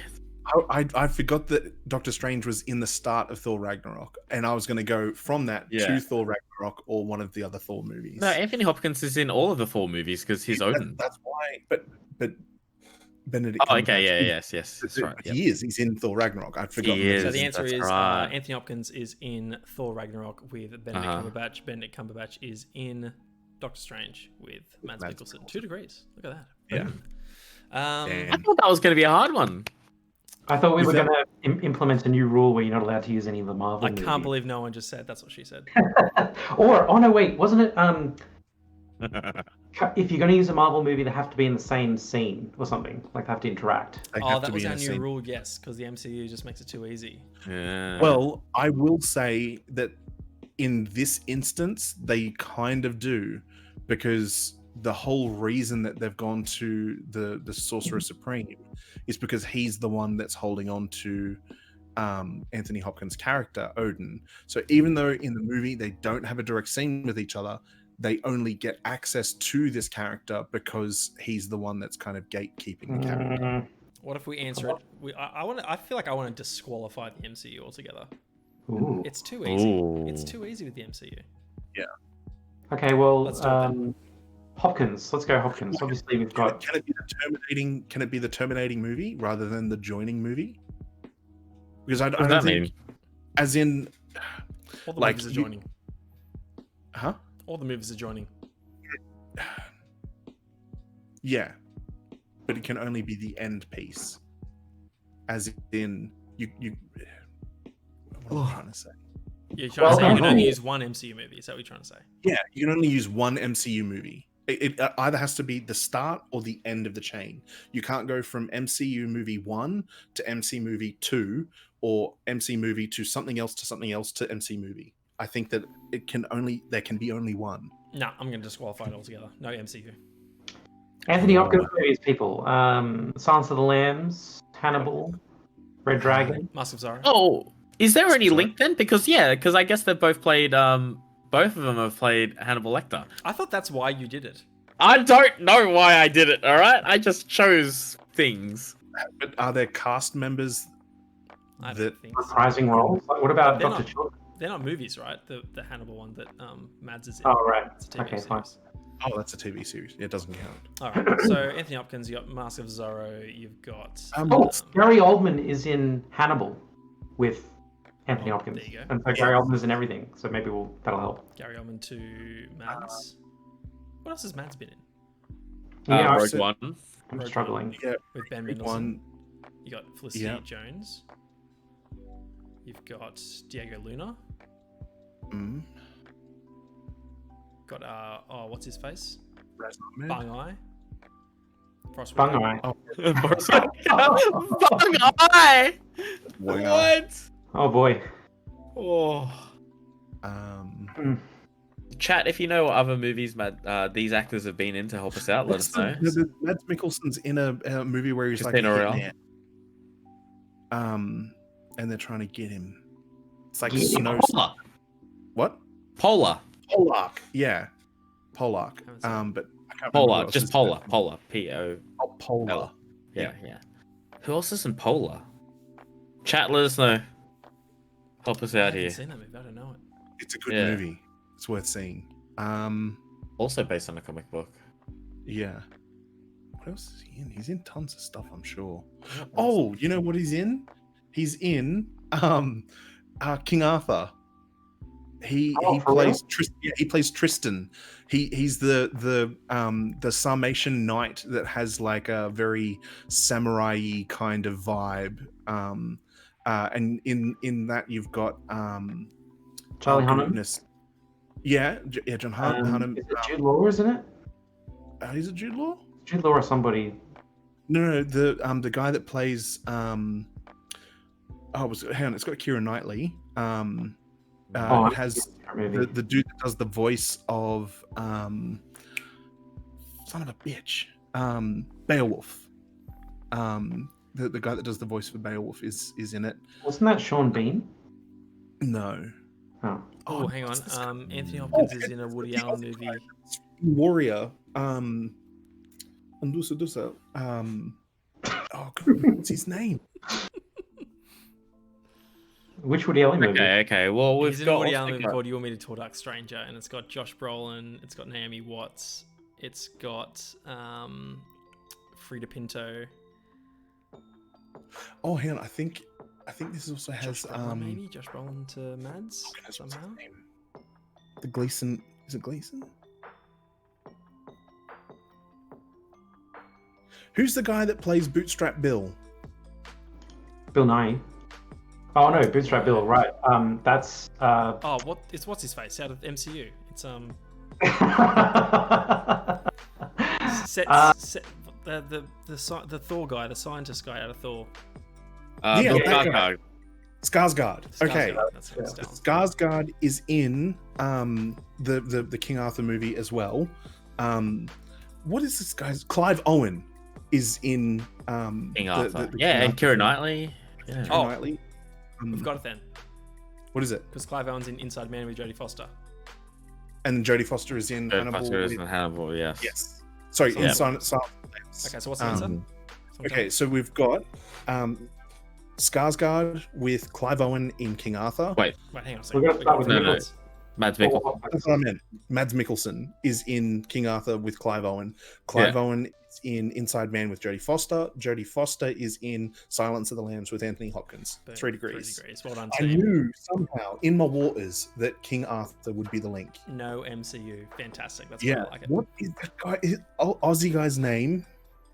Oh, he's in the Zero Dark 30, and he's the one that's Joel like Edgerton? her Oh conviction. yeah. Her conviction. He's great. What the? Oh, Jason Yeah. Clarke, is he Australian? What's the he what was the movie? and he's also in Zero Dark 30, but he's not the Australian that we're talking about here. He's part of SEAL Team.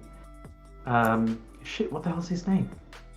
What's the other movies in? Not Zero Dark 30? Well, Joel he's Edgerton. it's not Joel. Isn't it Joel Edgerton? Yeah, yes, that's it. I think it's Joel Edgerton. Oh, yes, it is Joel Edgerton. He is in this. He's Yeah. in the Navy SEAL team. Yeah. Yeah. It is. Yeah, Joel Edgerton. He's So in Warrior, he's right? Opposite Tom Hardy. Yeah, Hmm. opposite Tom Hardy. He's also in King He is. Arthur. He's one of the Sarmatian Knights. Nice. Speaking of King Arthur, have you guys seen Guy Ritchie's new film yet? I have not. That is on the list. No. That's with Cool. Jason Statham, right? Yeah, it's called Wrath of Man. Olympic diver Jason Statham. Wrath of Man. Wrath of Man. Have you seen it, Ben? I have. Next I'll week have it to- is. See if it's at Belgrave. Speaking of next week, we're going to wrap up the show here. Thank you for Oh. tuning in to the Movie Magic Show. Join us next Wednesday, 8:30 p.m. Australian Eastern Standard Time here on twitch.tv/magic_casts. You can follow us on Twitter as well at Movie Magic Show. We'll let you know what topics we're going to be discussing. Those topics next week are going to be Wrath of Man and The Falcon and the Winter Soldier. I reckon the week after that we do The Father as well. Ben, what do you reckon? Yes. Very nice. Nice. I'll watch Wrath of Man tomorrow. Yes, no, I will probably be working, so I will abstain. No worries. I want to thank the era of Jason Mira. Hey. I want to thank the dulcet tones of Terry Fear. It's a pleasure. And I want to thank Mr. Movie Ben Stapleton. Hey. Had a pod blast, Shane. Thank you for hosting. I'm glad you did. We hope you had a pod blast as well, fellow viewers, and we hope to see you next time. Until then, Hey.